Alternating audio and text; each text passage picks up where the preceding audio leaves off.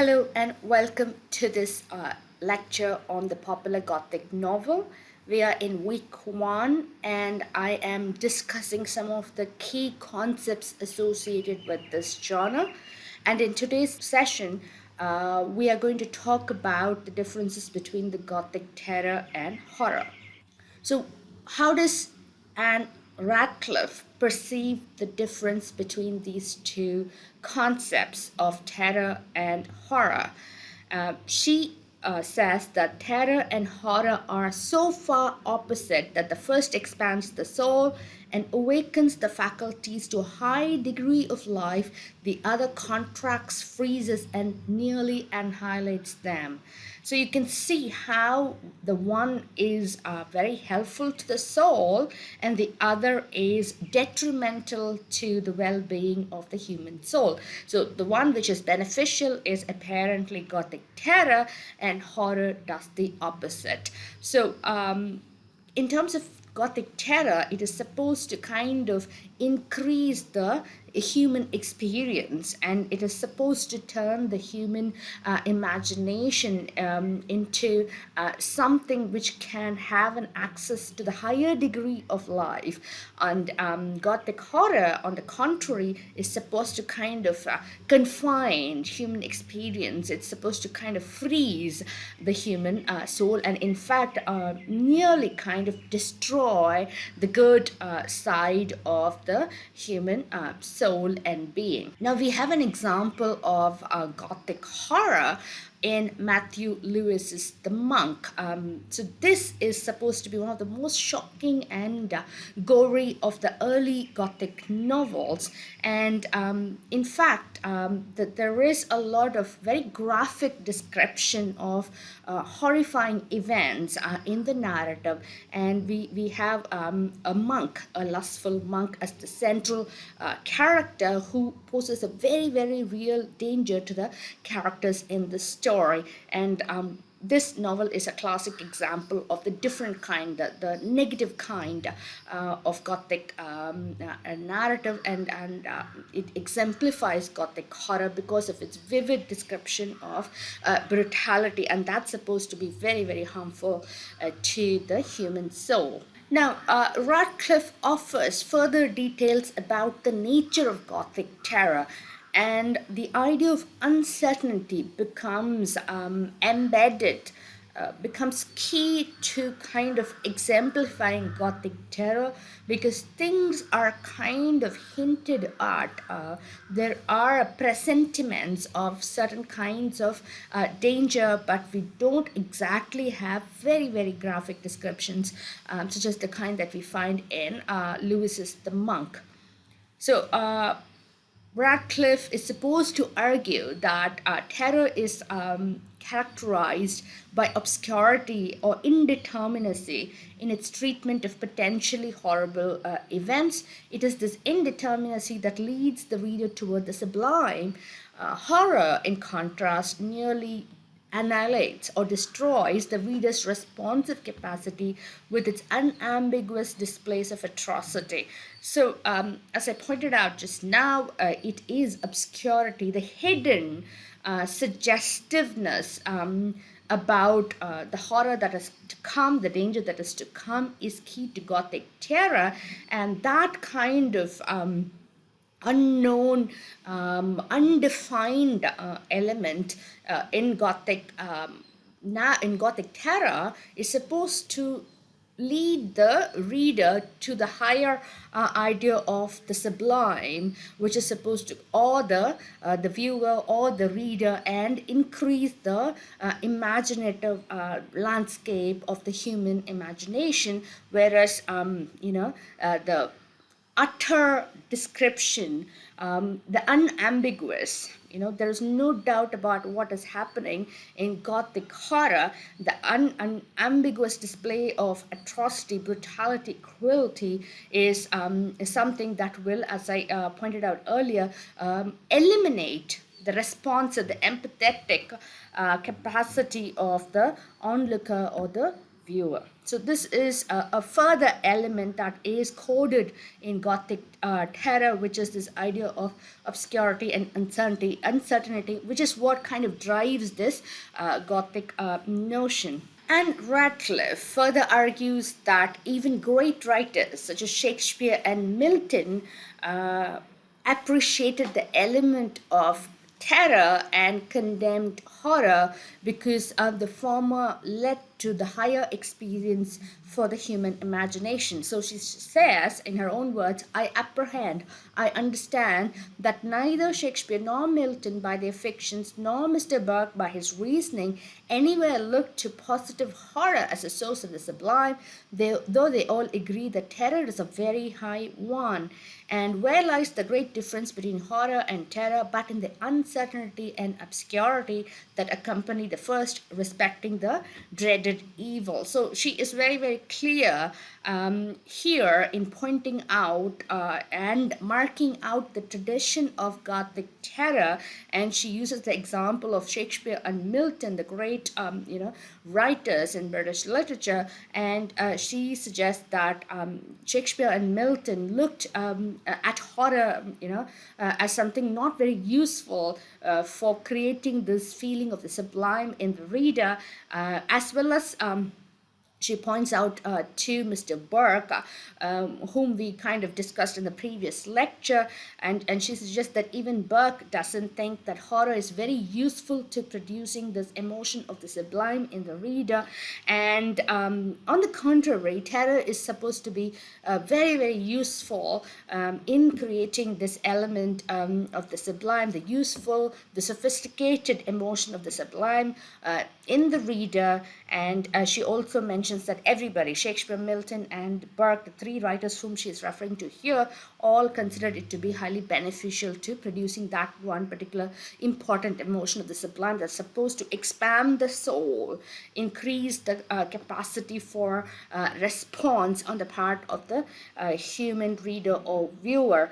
And she once again kind of clarifies and suggests that terror is underlined by uncertainty and obscurity with regard to the dreaded evil. So there is evil in the text, but that's not kind of spelled out or described in great detail, and there is a lot of uncertainty and obscurity in relation to this dreaded evil, and therein lies the terror for the reader. So and Radcliffe comes to kind of embody the notion of terror in the late 18th and 19th century, and even though there is a perception that she somehow used both these terms interchangeably, terror and horror were used interchangeably, but she did not go into graphic description that is associated with Gothic horror. So that is something we need to remember, even though the terms were used interchangeably. She referred to Gothic terror in her works. So she also is responsible for starting the school of the Radcliffe. Now, further differentiation between terror and horror, Radcliffe versus Lewis. So you can see the image of Radcliffe on the left and Matthew Lewis on the right, and we need to kind of understand that The Monk, a romance which was published in 1796, is defined by its ghastly nature with its excesses in terms of the elements of evil. So it comes to kind of embody the really gory side of Gothic fiction. And Radcliffe, on the other hand, was influenced to a great extent by Edmund Burke's philosophical inquiry into the origin of our ideas of the sublime and beautiful, and she kind of put a lot of emphasis on psychological suspense over bodily gore. So she was not very much into descriptions of bodily harm, which we can come across in The Monk. So what is being emphasized in Radcliffe's terror is an omnipresent and ever-present sense of mystery. So mystery makes the readers as well as the characters in the narrative curious, and what is also very much present is this idea of obscurity. Not what is obscurity? Obscurity is nothing but the lack of clarity. the lack of clarity in terms of content, in terms of the nature of evil, in terms of the nature of the plot, and these are more important to Radcliffe over the certainty of fast-paced event moving one after the other to its teleology. So what we do get at Radcliffe's Terror are hints and suggestions of kind of supernatural stuff, ghostly activity, spiritual activity, instead of fully realized, orchestrations, manifestations, illustrations of the supernatural. So there are hints of the supernatural, but not illustration of it in Radcliffe's Terror. And we also know that in Radcliffe's fiction, everything is neatly explained by reason. So rationality is triumphant at the end of the novel. Okay, we need to look at other figures who have talked about objects of terror, and I'm picking up the example of Mrs. Barbauld, whose name is Anne Letitia Aikins. She's popularly known as Mrs. Barbauld, and she was a very prominent 18th century British poet, essayist, and writer of children's fiction. So in her essay on the pleasure derived from objects of terror, Anne Letitia Aikins kind of explores the paradox of the heart, the contradictions that we can find in the heart of the reader, which delights, in objects of pure terror.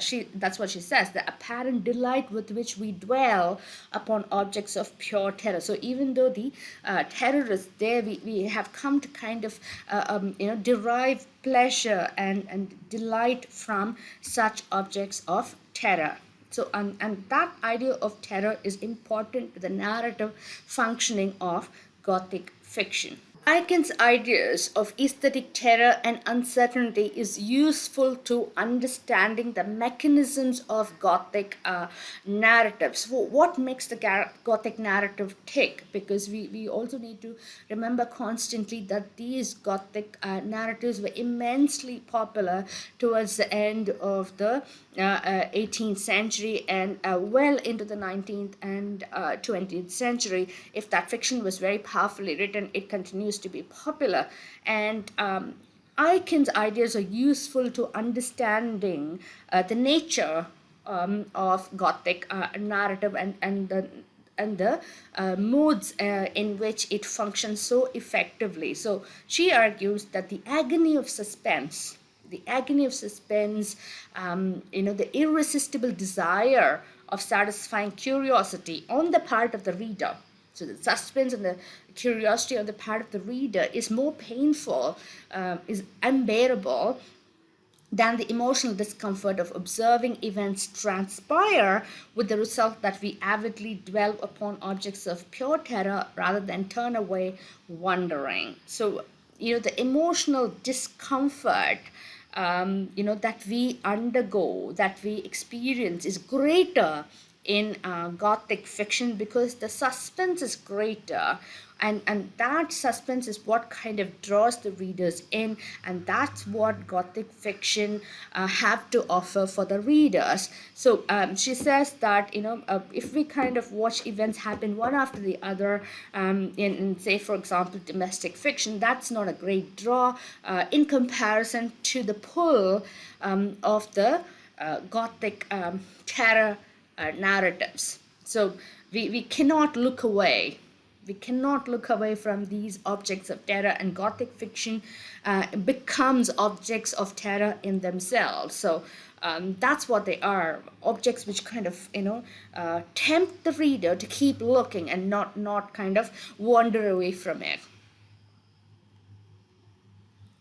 Further ideas about doubt and uncertainty, which are coded in Gothic fiction, and we understand that in Gothic fiction There are elements and happenings which are beyond human power, reason, and knowledge.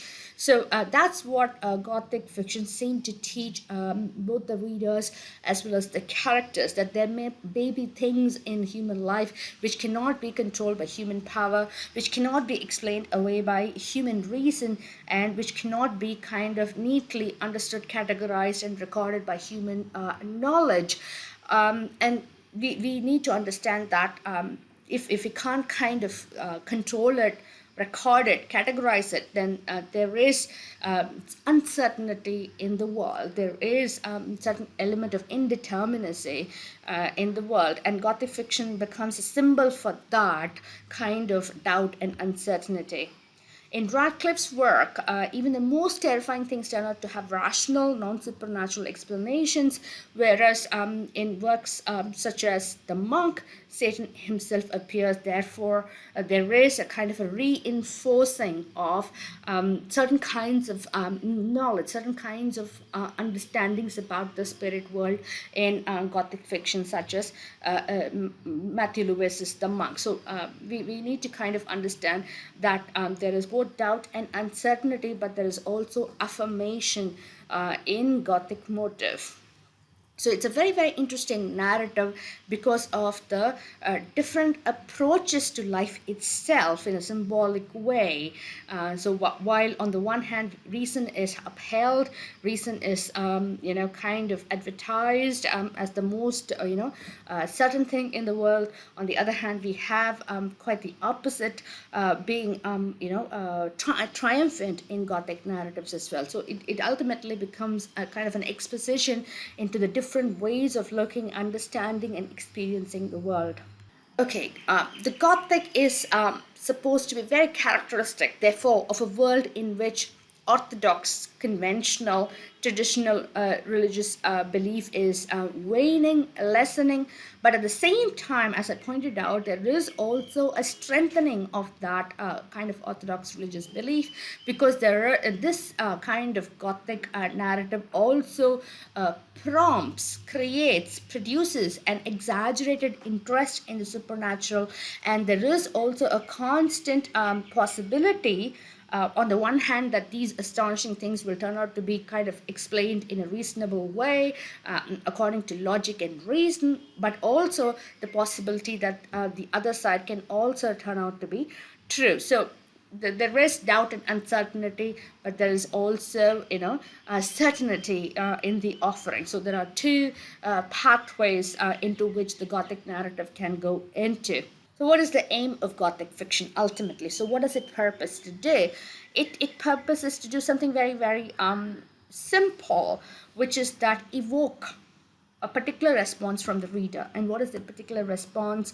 It is trying to use its stock devices. We have seen what those stock devices are. Over the course of these introductory lectures, we know what the devices are: an evil villain, a castle, the ideas of imprisonment, snatching of property, and all kinds of harassment inflicted on the vulnerable. And what do these kind of devices attempt to do ultimately? It attempts to kind of evoke fear on the part of the reader. So the response of the Gothic novel is fear. And that fear is something that everybody can kind of produce. Everybody is capable of fear. It is in man's nature. It's a primitive quality. It's a very basic quality. And that fear exists regardless of time, across time, since man was born, and across places, across countries and cultures. So Gothic fiction is very, very appealing because it just appeals to a very primitive, basic emotion in the human mind, and therefore it continues to be successful because all these stock devices, sometimes we can also call it formulaic elements, have this one purpose in mind. So the really very Formulaic novels, the not so well written Gothic novels, can also attempt to kind of evoke fear in a very basic way, whereas the very well written, sophisticated Gothic fiction can also evoke fear and also make the reader think about different ways of seeing life and society. So, what is the nature of fear in the Gothic novels? So, what are all the things that the characters in the novel are frightened about? The events in the novel that create fear for the characters are grievous sins, not ordinary crimes. We're not talking about simple thievery, very, very simple crimes, but we're talking about serious wrongs, massive crimes, crimes against humanity that the worst of man or devil is capable of. So that's what makes the Gothic really kind of a visceral narrative, horrifying kind of fiction. So it can be represented in two ways. It can be represented in a terrifying manner, it can be represented in a horrifying manner, but the danger is there. The wrongs are there. And as I pointed out, all these elements of fear do not arise from simple accidents in human action or simple human frailties or corruption, but they arise from an agency which can be categorized as the ultimate evil that the human is capable of. So it kind of reaches the moral compass of the reader as well, and the reader knows that this is not a simple vice. It's not a very simple ordinary human frailty, but it is it's the dreaded evil itself that the human is capable of inflicting on the other. Thank you for watching. I'll continue in the next session.